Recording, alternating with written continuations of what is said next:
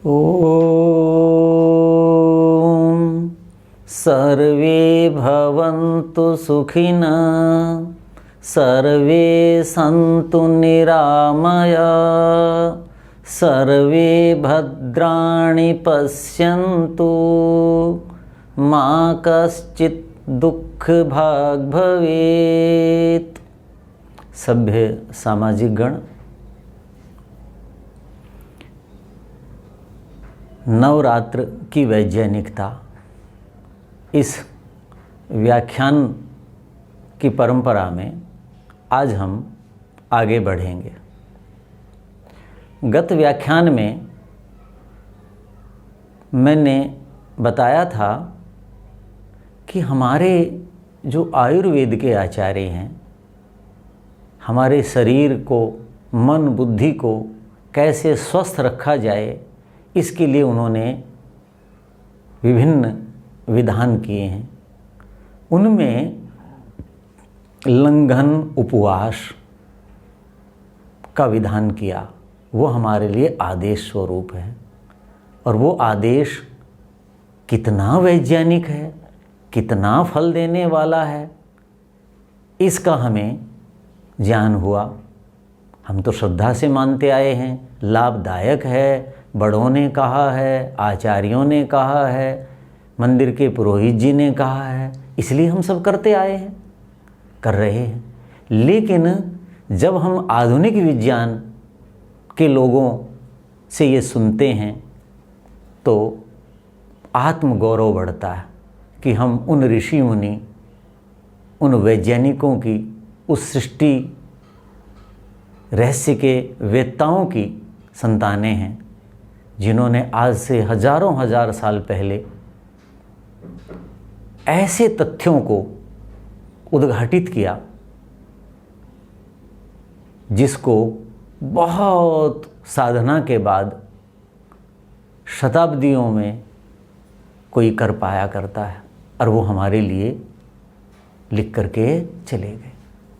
तो उसी में हम बढ़ रहे थे कि जापान के एक वैज्ञानिक, जिन्होंने 1916 में नोबेल पुरस्कार प्राप्त किया, उन्होंने फास्टिंग शरीर के लिए कैसे उपयोगी है, कैसे ये शरीर को निरोग करती है, शरीर की रक्षा प्रणाली को कैसे ये सहयोग प्रदान करती है, इस पर कार्य किया था।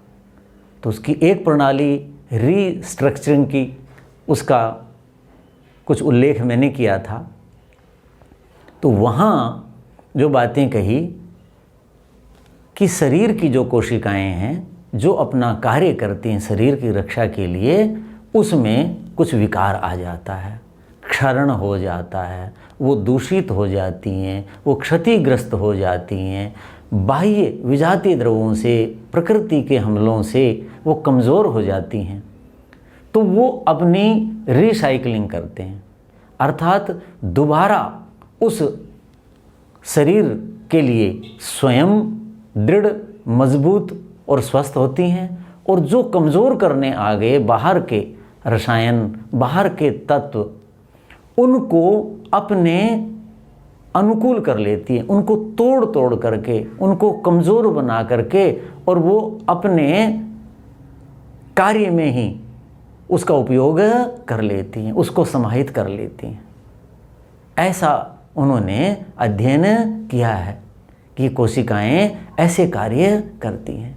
इसको मैं इस रूप में देखता हूँ कि जैसे मुझे याद है कि मैं 9वीं 10वीं में पढ़ा करता था, तो हमारे ही बंधु बांधवों में एक साथी थे, उनका शरीर काफ़ी हमारी अपेक्षा दृढ़ था, मजबूत था। और ऐसे शरीर वाले जो हुआ करते हैं, वो शरीर से ही ज़्यादा काम लिया करते हैं, तो शरारतें ज़्यादा सूझती थी। तो हमारे एक जो अध्यापक थे, उन्होंने देखा कि ये शरारती है, इसको कैसे मार्ग पे लाया जाए, इसकी शक्ति का उपयोग कैसे किया जाए। तो उन्होंने क्या किया, तो ऐसे शरारती बच्चे क्या किया करते हैं, कक्षा पढ़ रही होगी तो कुछ शरारत कर देंगे, तो उससे कक्षा में बाधा आ गई। पढ़ने वाले बच्चों को तंग करते हैं, पढ़ाई में विघ्न बाधा पहुंचाते हैं, अध्यापक को भी तंग कर देते हैं। तो उसकी इस शक्ति का कैसे सदुपयोग किया जाए, तो उन्होंने उसको हमारी कक्षा का काक्षिक बना दिया। काक्षिक यानी जिसे आप अंग्रेजी में मॉनिटर कहते हैं, वो बना दिया। अब उससे क्या हो गया कि वो कुर्सी लाए, कुर्सी की सफाई करे, सब बच्चों को नियंत्रित रखे, दंड देने के लिए चाबुक तोड़ के तूने लानी है, चौक तूने लेके आना है, सारी व्यवस्था में उसको लगा दिया। और हमने देखा कि उसकी जो शक्ति शरारत में खर्च होती थी वो व्यवस्था में खर्च होने लग गई। पढ़ाई में बहुत सक्रिय नहीं हुआ, लेकिन उससे लाभ क्या हुआ कि वो अध्यापक को बाधा पहुंचाता था, पढ़ने वालों को पढ़ने में बाधा पहुंचाता था, पढ़ने वालों को तंग करता था और स्वयं शरारती कहलवाता था। उन सारी चीज़ों से उसको भी मुक्ति मिल गई, अध्यापक को और विद्यार्थियों को भी, और एक सारा जो पठन पाठन का समुदाय था, एक व्यवस्था थी, उसके लिए वो लाभकारी हो गया। तो ये रिसाइकलिंग वो है, वो उसकी रिसाइकलिंग हुई कि उसके अंदर जो विकार आ गए थे बाहर से और से स्वयं से, शरीर कहना नहीं मान रहा था, बुद्धि गड़बड़ कर रही थी, मन बहुत चंचलता कर रहा था, वो सारी चीज़ें जो है व्यवस्थित होकर के लग गई। तो रिसाइकलिंग कोशिकाओं की ये व्यवस्था, इस रूप में मैंने इसको समझा। तो वो करते हैं। और जब फास्टिंग होती है तो उसी बच्चे को क्या किया जाएगा, नियम से, भाई तूने नियमबद्ध कर दिया, ऐसे करना है, ऐसे करना है, ये खाना है, ये नहीं पीना, ये नहीं पीना। फास्टिंग क्या है, एक जीवन शैली की एक अनुशासनबद्ध एक व्यवस्था है।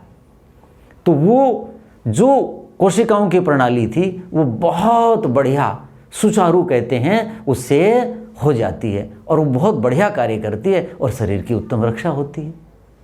तो उपवास वहाँ इसलिए उपयोगी है। यही बात सूत्र रूप में आयुर्वेद में कही कि मलों को खा जाती है जठराग्नि, तो वही देखो ऐसा ही हुआ। आगे है दूसरी जो प्रणाली जिस पे उन्होंने कार्य किया, वो है ऑटोफैगी, उसका नाम है जी। ऑटोफैगी, मुझे जो अर्थ बताया गया, ऑटो माने स्वयं, बिना किसी अन्य की सहायता से स्वयं किसी चीज़ का भक्षण करना, खाना।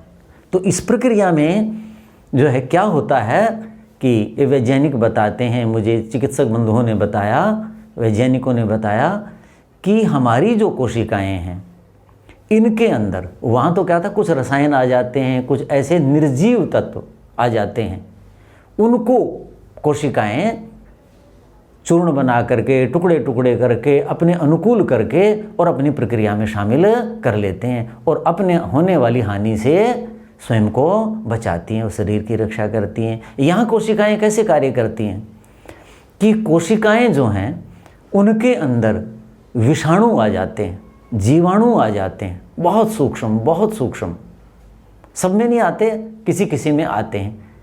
सृष्टि की एक प्रक्रिया है, विजातीय द्रव्य जिन्हें हम कह सकते हैं, जिनकी शरीर की कोशिकाओं को आवश्यकता नहीं है, उससे कोशिकाएं क्षीण होती हैं, कमज़ोर होती हैं, वो अपना कार्य नहीं कर पाती, उनके कार्यों में बाधा आती है।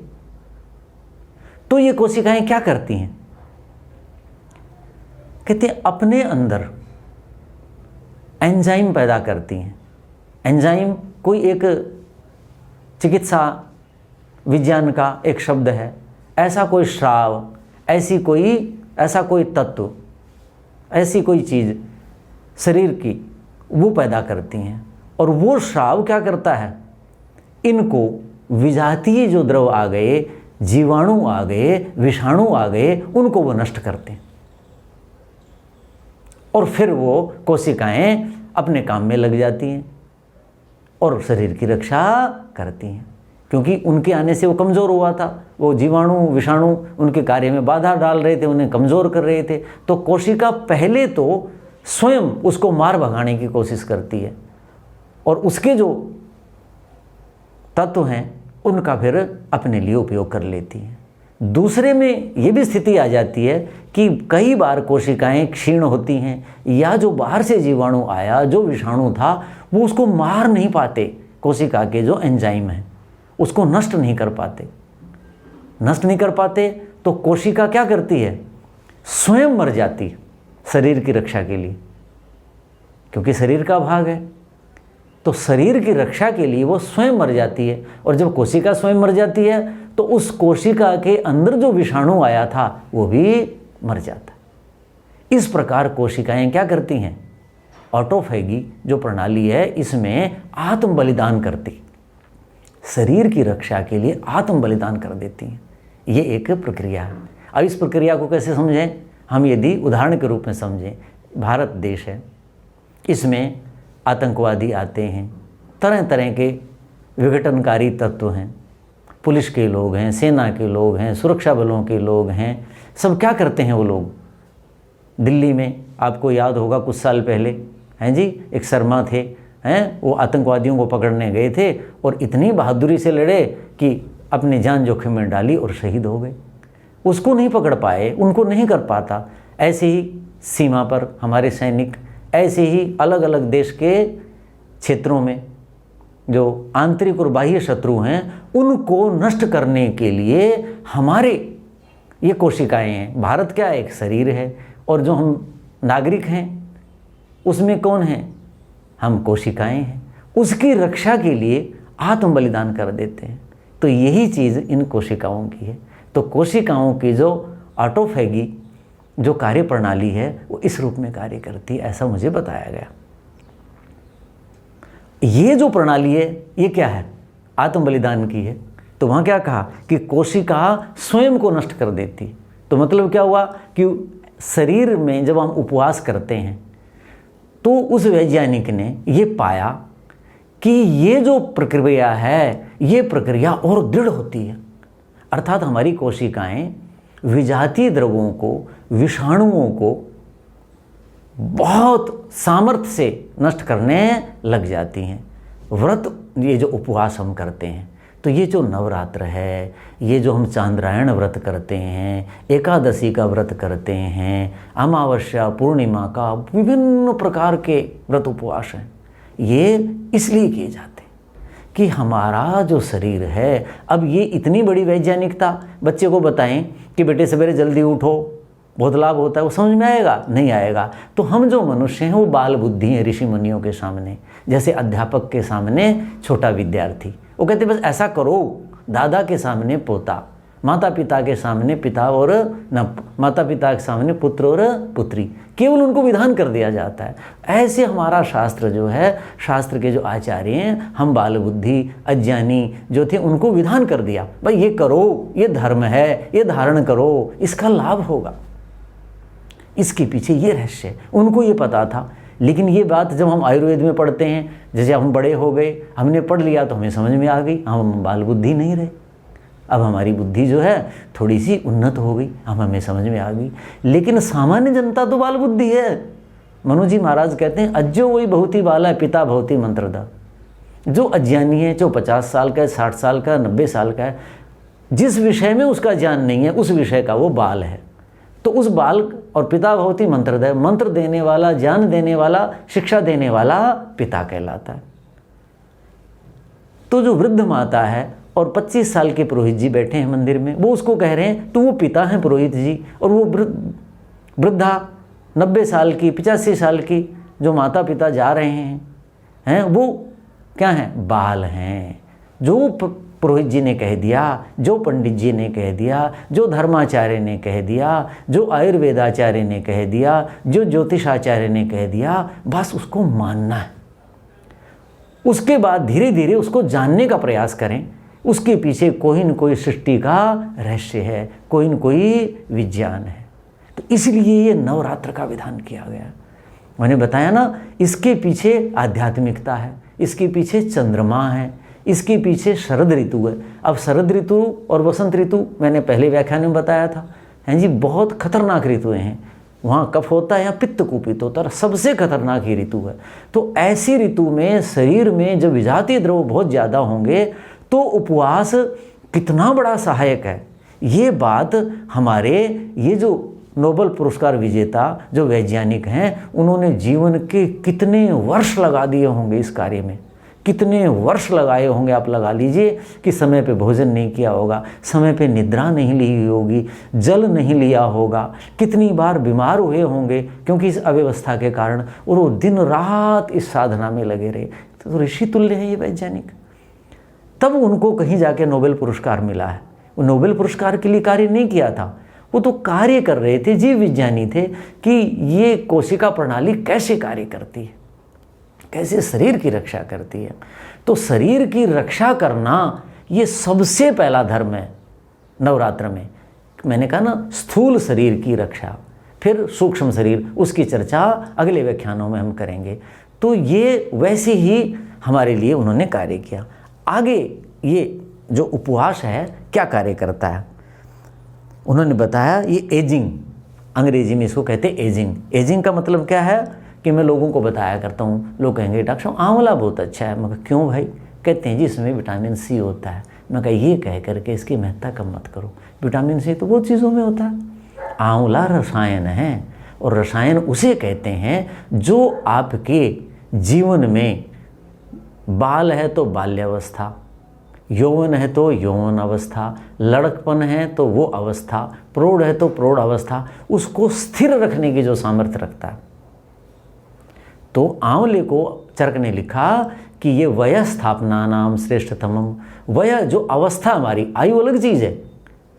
कई बार व्यक्ति 50 साल का भी बूढ़ा लगता है, और कई बार 75 साल का भी कैसा लगता है, युवा या प्रौढ़ सा लगता है। 50 साल का युवा लगता है, ये चीज़ 40 साल का वृद्ध दिखने लग जाता है। आयु तो है, आयु अलग है और अवस्था अलग है। तो ये जो फास्टिंग है, ये जो उपवास है, ये जो लंघन जिसे हम कहते हैं सरल भाषा में, ये क्या करता है, अवस्था को स्थिर रखता है। अब आप स्वयं समझ गए होंगे, अवस्था स्थिर कैसे रहेगी, शरीर दृढ़ मजबूत कैसे रहेगा। नियमित रूप से व्यायाम करते हैं, ये तो जी समय से उठते हैं, समय से सोते हैं, ऋतु के अनुसार भोजन करते हैं, ऋतु के अनुसार कर्मकांड करते हैं, दिनचर्या इनकी प्रकृति के अनुसार है, तो वो व्यक्ति बीमार नहीं होगा। उसकी शरीर की जो प्रणाली है वो ठीक कार्य करेगी, और विशेषकर रक्षा प्रणाली जो शरीर की रक्षा करती है, कोशिकाओं की कार्य प्रणाली ठीक कार्य करती है। तो कहते हैं कि ये फास्टिंग है, जो ये जो उपवास है, इससे वयस्थापनम। आप देखोगे जो लोग नियमित रूप से उपवास करते हैं, नियमबद्ध करते हैं, और प्रकृति को देख करके चंद्रमा के अनुसार करते हैं, तारों के अनुसार करते हैं। अभी एक उपवास आएगा, तारे देख करके ही होता है वो, जिस दिन माताएं अपने पुत्र की कामना करती हैं। उस दिन चंद्रमा तो अष्टमी होती है, बहुत देर से उदय होगा, तो तारों के अनुसार है। तो तारों में बैठना, चंद्रिका में बैठना, उनके अनुसार जीवन को ढालना, ये सारा जीवन का रहस्य है। इससे हमारा जो शरीर है वो क्षीण होता है, लेकिन धीरे धीरे होता है। उससे हमारी जो अवस्था है वो आयु के अनुसार रहती है, आयु से आगे अवस्था नहीं चलती। और जो दिनचर्या ठीक नहीं करते, जो कर्मकांड ठीक नहीं करते, आयुर्वेद के अनुसार, कर्मकांड के अनुसार, अध्यात्म के अनुसार, धर्म के अनुसार, ज्योतिष के अनुसार नहीं चलते, वो लोग आयु से पहले उनकी अवस्थाएं चलती रहती। आयु तो यौवन की है और वहाँ प्रौढ़ी आ गई, वहाँ आयु तो अभी प्रौढ़ी की है और वहाँ वृद्धावस्था आ गई। तो ये भी कार्य करती है। आगे क्या कहा, उपवास का एक और सबसे बड़ा कार्य क्या बताया, उपवास जो है वो शक्ति संचय करता है, शक्ति का संचय करता है। कैसे करता है कि जब हम भोजन करते हैं उसके पचाने में पाचक रस खर्च होते हैं, वही तो पाचन शक्ति है। उन रसों को बनाने में क्या होता है, शरीर के विभिन्न अंगों में जो उनकी शक्ति है, उनके पास जो संग्रह है वो खर्च होता है। जब हम भोजन नहीं करेंगे, उपवास करेंगे, तो क्या होगा, शरीर के पाचक रस खर्च नहीं होंगे। खर्च नहीं होंगे तो जिन अंगों ने वो पाचक रस बनाए वो और नहीं बनाएंगे। नहीं बनाएंगे तो क्या होगा, उनका शक्ति का संग्रह रहेगा, संचय रहेगा। जैसे आपके पास धन है, बहुत खर्च करते रहेंगे तो वो क्षीण हो जाएगा जल्दी, धीरे धीरे खर्च करेंगे, कम खर्च करेंगे तो वो संग्रहित रहेगा और आपको लगेगा मेरे पास तो इतना धन है, मेरे पास तो इतना अन्न है, मेरे पास तो इतने फल हैं, इतने शाक हैं, इनका सदुपयोग करते हैं, कम खर्च करते हैं। तो ऐसे ही जो उपवास है, जो फास्टिंग है, वो हमारे लिए शक्ति संचय करती है। अब देखो इससे भी क्या हो गया, एजिंग होगी, इससे शरीर दृढ़ होगा, इससे दृढ़ मजबूत होगा, क्योंकि एक अंग से ही, एक अंग से ही मिलकर के शरीर बना है। तो वो जो अंग हैं, कई आपने देखा होगा कुछ लोगों को लार नहीं बनती, कुछ लोगों को जो मधुमेह होती है, इंसुलिन नहीं बन रहा है, किसी को अमुक चीज़ मुझे तो पचती नहीं है जी। क्या है, अलग अलग तत्वों को पचाने के लिए शरीर में अलग अलग पाचक रस हैं, वो नहीं बनते तो वो वस्तु पचती नहीं, और वो कहते हैं वो हमारे अनुकूल नहीं है जी। तो ये फास्टिंग, ये उपवास क्या करता है, शक्ति का संचय करता। आप देखो लोक भाषा में लोग क्या कहते हैं, अरे भाई इस चक्की को आराम करने दो, अरे थोड़ा सा शरीर को आराम करने दो, पेट को आराम करने दो, अरे मशीन को थोड़ा सा आराम करने दो। ऐसे लोक भाषा में कहते हुए लोग मिल जाएंगे। कितना बड़ा वाक्य है ये वेद वाक्य है लोक भाषा में, बस संस्कृत में नहीं है ये वेद वाक्य, ये ऋषियों का वाक्य है, आचार्यों का, मनीषियों का वाक्य है। इसको धारण करना है। अब इसको हमने कर्मकांड में डाल दिया तो देखो कितना अच्छा किया, मान करके लोग करते हैं कि धर्म है, धर्म होगा, धर्म होगा। धर्म तो है ही, धारण करने योग्य है, जीवन में धारण कर दो, इसका लाभ ही लाभ है। लेकिन जो अन्नमय कोश के लोग हैं उनको हम ये वैज्ञानिकता समझाएंगे, वो कहेंगे मैं तो पहले ही स्वस्थ हूँ, मेरे क्या बिगड़ रहा है, मुझे तो सब कुछ हजम होता है। वो नहीं मानेंगे। तो उनको कहा कि ये धर्म है, धारण करो, इससे देवी देवता प्रसन्न हो जाएंगे, नवरात्र करोगे तो धन धान्य से समृद्ध होगे, लक्ष्मी आएगी, संतति पीढ़ियाँ उनकी वृद्धि होगी, कुल वृद्धि होगी, जितने भी प्रकार के भौतिक लाभ हैं इसके साथ जोड़ दिए। तो भौतिक लाभ कैसे होंगे, अरे शरीर स्वस्थ होगा, मन शांत होगा, बुद्धि निर्मल होगी, तो आप सब कुछ कर सकते हैं। लेकिन ये बताएंगे तो वो नहीं मानेंगे, इसलिए उनको कर्म कांड में बांध करके और ये बात कह दी कि बस इतना ही करो, और ज़्यादा उनसे चर्चा नहीं करते। लेकिन जो बुद्धिजीवी हैं, जो ज्ञान में रुचि रखते हैं, वो इन रहस्यों को समझें। नहीं तो कई बार क्या कहते हैं, इसमें क्या फ़ायदा है जी। मैंने कई बहुत विद्वानों को देखा, एक साधु विद्वान थे, उनको बोलते हुए सुना है, तो चल रहा था, वो उपवास आदि को नहीं मानते थे। मैं कहने लगा कि देखो पागल लोग हैं। अब इन दिनों की बात है, यानी थोड़े सितंबर के आखिर की, उस साल नवरात्र पहले थे, तुम सुन रहा, तो उनका उपहास उड़ा रहे कि लोग भूखे मरेंगे हम इन दिनों। तब मैंने भी ध्यान दिया, उनका क्यों कह रहे हैं ये पता। अब लगा कि रे जिन्हें तुम बेचारा कहते हो तो समझदार है, किसी का कहना मान रहे हैं, आपको ज्ञान ही नहीं है कि ये उपवास, ये नवरात्र, इनका विधान क्यों किया गया, इसके पीछे क्या सृष्टि विज्ञान है। तो अब मुझे वो बेचारे लगते हैं, विद्वान होते हुए भी। तो हम कई बार अज्ञानवश किसी बात को हंसी में उड़ा देते हैं, तो उसको पहले जानें और समझें। तो आगे जो हम बात करते हैं,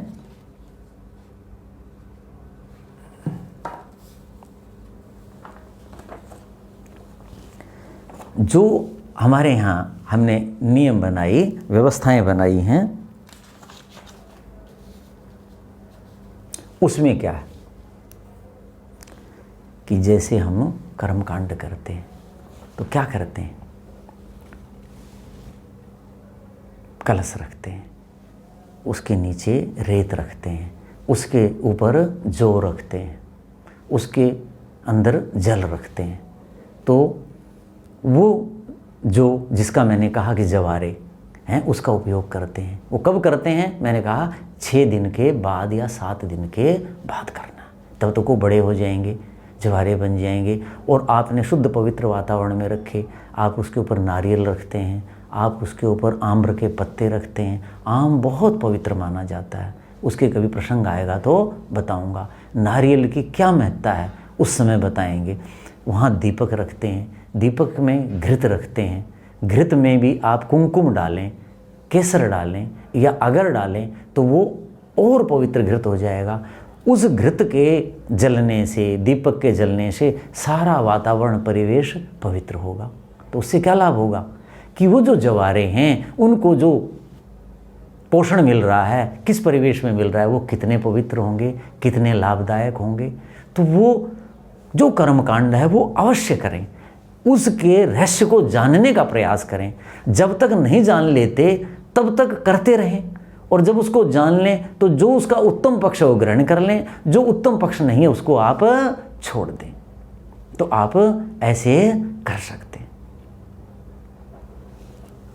अब इनकी क्या महत्ता है, कैसे इनको करना है, तो देखिए जब हम पूजा करते हैं उस समय का एक विधान है। एक क्या है? विधान है, नियम है, एक व्यवस्था है। आपके वस्त्र शुभ्र होने चाहिए। क्या होने चाहिए? शुभ्र। इस समय आप देखो साहित्य में हम पढ़ते हैं जो सृष्टि है इसमें फूल भी सफ़ेद आए हुए हैं, काश के पुष्प आए हुए हैं। आप देखेंगे हर श्रृंगार के पुष्प सफ़ेद हैं, चांदनी के पुष्प सफ़ेद हैं, ये जो रात को सुगंध देती है इसके पुष्प सफ़ेद हैं। तो ये जो शरद ऋतु है इस समय पुष्प आदि प्रकृति भी सारी ऐसी हो जाती है।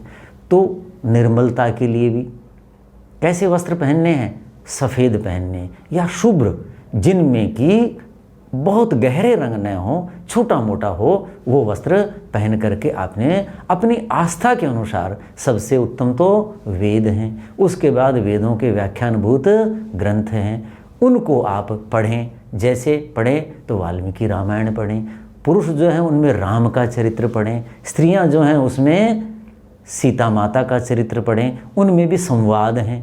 जब जिस समय सीता वन में जा रही है तो माता कौशल्या से वो आशीर्वाद ले रही हैं और वो उसको शिक्षा दे रही हैं। वन में माता अत्रि की पत्नी अनसुया जो है उनके पास वो है, तो वो वहाँ सीता को उपदेश दे रही हैं। वो प्रसंग पढ़ें।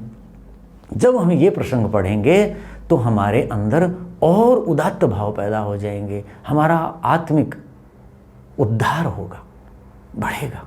तो ऐसी क्या क्या चीज़ें आगे और करनी हैं, उसमें क्या कर्म कांड करने हैं, सूक्ष्म शरीर कैसे उससे प्रभावित होता है, ये नव दुर्गाएँ क्या हैं, चंद्रिका का क्या महत्व है, और अन्य अन्य जो भारत की विचारधाराएं हैं उनमें उपवास या नवरात्र या अलग अलग इसी पद्धति की चीज़ें कैसे करते हैं, उनकी क्या वैज्ञानिकता है, उनका क्या अनुभव है, इन पर मैं अगले व्याख्यान में आपके सामने चर्चा करूँगा। ओम शांति शांति शांति। ओम।